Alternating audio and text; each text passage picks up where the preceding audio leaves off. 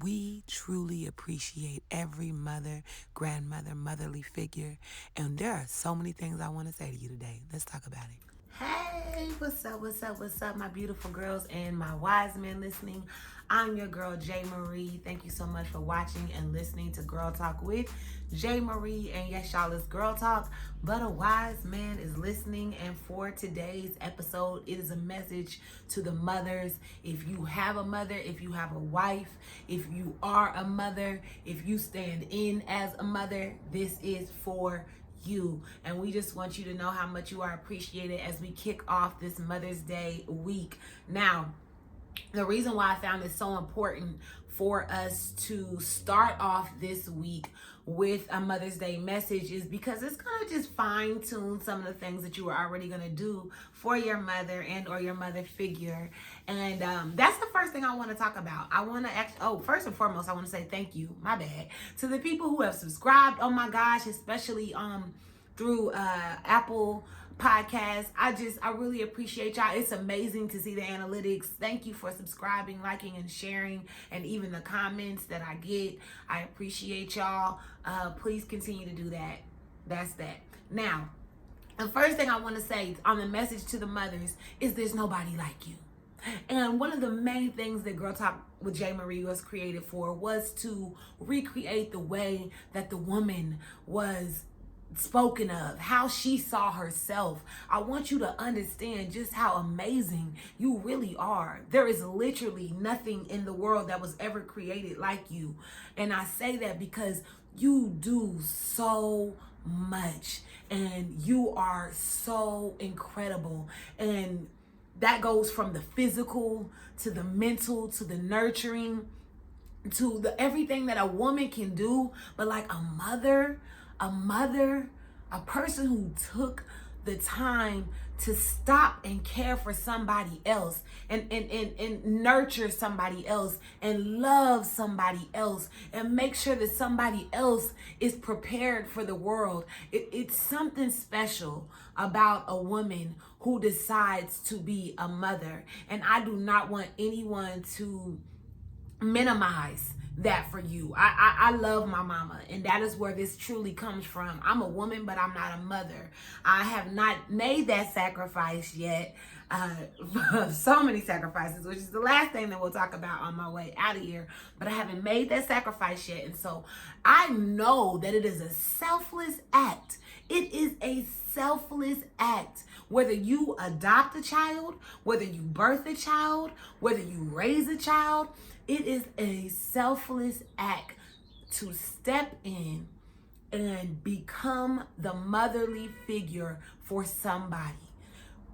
There are so many things you don't get to do anymore. And if you still get to do some of those things, you're very limited with how you do them. So right now, this is just to say thank you so much, mothers. If you haven't heard it from your own kids, if you ain't heard it from your husband or your baby daddies, the father of your children, whatever you guys want to call him, I'm saying it and I mean it from the bottom of my heart. Thank you. And forgive us for not understanding you. Forgive us for not appreciating you. Forgive us for not forgiving you. Because there's so many of us that walk around upset with our mothers. And again, I will preface this by saying my mother is the best mama in the world. I don't have no beef with my mama or my grandma. So I'm sorry for those who do. And I am coming from sort of maybe a biased point if you look at it that way. But because I'm a woman, I'm also being biased because I understand what we go through as women without having children. So when you turn and have a child, whether you are the one who actually raises that child or not, and I'm careful with why I say that because some women may have had a child and the grandparent raised the child, or they may have given their child up for adoption, or they may have left and came back. Like, there's so many different dynamics when it comes to motherhood. You just don't know why somebody did what they did. And I kind of get a little emotional saying that because I know the sacrifices that my mother made for me and my brothers, choices that she had to make. I know things that happen in my life and my friends and just people that I'm very close to. Ooh, I didn't know it's gonna make me emotional. But I say that because life happens to all of us. It does. It happens to all of us. Sometimes it's not easy to make hard decisions. And so you have to do what you have to do in that moment. A lot of parents are young parents when they have kids. They don't have a lot of money. They definitely don't have a lot of life experience. And so you do what you think is right. And that is why I say we forgive you, moms. We forgive you, mothers. We forgive you. Please forgive yourselves. And I say that because I watch people hold stuff up with their mothers. And it's cruel, in my opinion. It's cruel, and I'm entitled to that, and I will stand by that. It's cruel, you know, and I'm not talking about the moms who killed their kids or the moms who molested their children or the moms who abuse. I'm not talking about that type of stuff. You got to work through that on your own. I'm just talking about people who didn't have any of that stuff happen to them, but they are wounded because of how their mother may have, or maybe they didn't raise them the way that they think they should have been raised, and maybe your parents were super young when they had you and you were more mature when you had your children, and so you kind of like judge what they did. And I'm here to help both parties. I pray to God that you can figure out how to get over that and fix it if your parents are still alive. Because I guarantee you, if you talk to a lot of people who have lost their mothers, that don't get the chance to fix it, or maybe they got the chance to fix it at the very last minute, they, this is just hard for me to talk about. They wish that they could have said whatever they wanted to say. And so I'm saying all that because Mother's Day is coming up this weekend, and you have the opportunity to make it right with your mother. You're a person who raised you, and I pray to God that you do, because mothers are not guaranteed to be there with you forever. And I want to just say this while I'm hella emotional right now. I didn't know I was gonna cry. I would have brought myself some tissue. I just pray for those people who have lost their mothers, and their celebration of Mother's Day is gonna have to be and just memory. And so I have a couple friends right now that that makes me even more emotional, because I love them and I know how hard it is for them to be without their moms for this Mother's Day. So I just pray that you guys truly forgive your mother and figure out how to mend what you can while you can. And again, moms, we're sorry. We're sorry, and we want to say thank you, and you truly matter to us, and we really appreciate you. And I spent way too much time on that, so I'm gonna move. I just want to take a moment too to the mothers and let you know that it's okay to take a break, to separate from your children. It's okay to give your children to somebody you trust and love, to deal with them for a little while so you can take a deep breath. I watch my friends and my loved ones who raise their children, and they do an exceptional job at what they're doing, but they're tired. And so I pray to God that you get somebody that gives you a mommy break and allows you to just say, woosah, it's okay. You're not a bad mom because you need a break. You're not a bad mom because you want to separate from your kids. Hopefully you have people like me and people like your sisters or brothers, or hopefully someone you love that can help you out and give you that moment to just be by yourself, to sit there and take a woosah, because you deserve that. And the last thing I just want to say is the message to our mothers. Thank you for the sacrifices. The word sacrifice is the biggest word that comes to me when I think about a mother. You all have sacrificed your time. You've sacrificed your bodies. You've sacrificed your dreams, your hopes, your goals, your money, your vacations, your health. You've sacrificed your life for us. And I just want to say we appreciate it. We thank you. I think you're the most incredible things ever made. Mothers, motherly figures, you know who you are.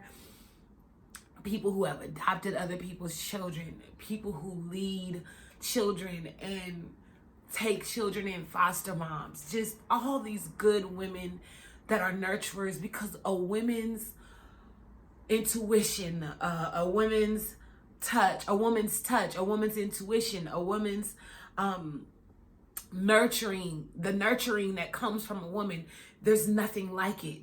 That's why there's a feminine energy, because there's nothing like that. So when you feel that and you get the opportunity to experience that, it's incredible and it's life-changing and it's healing.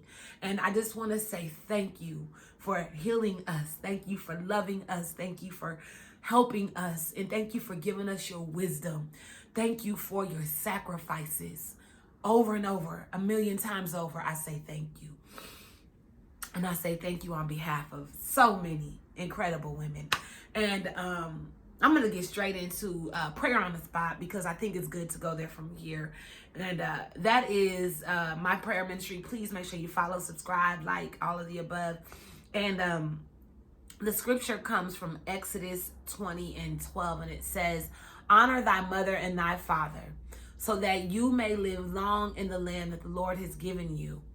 And I love this scripture because I know it's true. I believe that you should honor your mother and your father. Particularly, we're talking about mothers right now. Your life will be blessed. That's the first reason why you should do it. And I think the blessing starts within, because you'll be able to be at peace when you honor your mother and your father. There's so much peace that comes in that. So if they do pass before you and you are able to say, you know, I did what I was supposed to do as a child in honoring my mother and my father. I won't preach about that, but please, this goes back to the beginning of the episode. Honor thy mother and thy father, so that their days on the earth will be long. Also, prayer on the spot. This Thursday is a National Day of Prayer, so please make sure you hop on prayer on the spot so that you can join us as we exalt the Lord who has established us, which is the theme for the National Day of Prayer for 2022. From Colossians 2:6-7. It's going to be a glorious day in God. And the next thing that I want to do here is our Black business that we want to support. It's also a Black woman who is a mother, and that's all we're doing for the month of May, and that is for Veil Adore. It is a body beauty industry. I'm saying all kinds of crazy stuff, y'all. Veil Adore is a body butter, skin care company ran by one of my close friends, Christina Monroe. And I'm here to tell you that the body butter is bomb, and it will get your skin together if you struggle with eczema, if you struggle with scarring, all of these things. She has made the perfect concoction for you. Please make sure you hit it up. The info is below. And then lastly, y'all, of course, we have to do girl talk about it. And this is a mom that I gotta tell you, I love her. I love her as a mother. I really, really do. It's an interesting situation because Kim Kardashian is trending that she was crying because her ex-husband, Kanye West, sent a package to her, basically laptop, computer, or whatever it was, and this like hard drive with the sex tape on it. And people are like, you know, she cried and said thank you and all this stuff. And I mean, now calling it a sex tape still for me is tricky, because it's like, come on, it ain't a sex tape. We don't even have tapes no more. It's like a sex disc.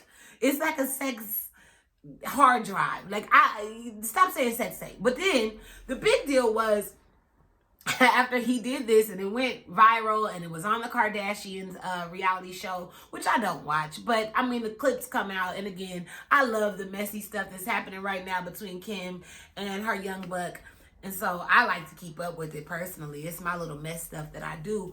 But why did the sex tape between her and Ray J, or the sex DVD, or the sex digital, whatever device you want to use to watch it, why did Ray J say, this is not true, this didn't happen, and I have to stop it, I can't let this happen anymore? Woo! I'm sorry. I don't know why, but when I read his comment, it just made me crack up laughing. I said, now, this is how, if Kanye lied about doing this, First of all, we know people got like dubs of the tape, so it ain't never really gonna go away.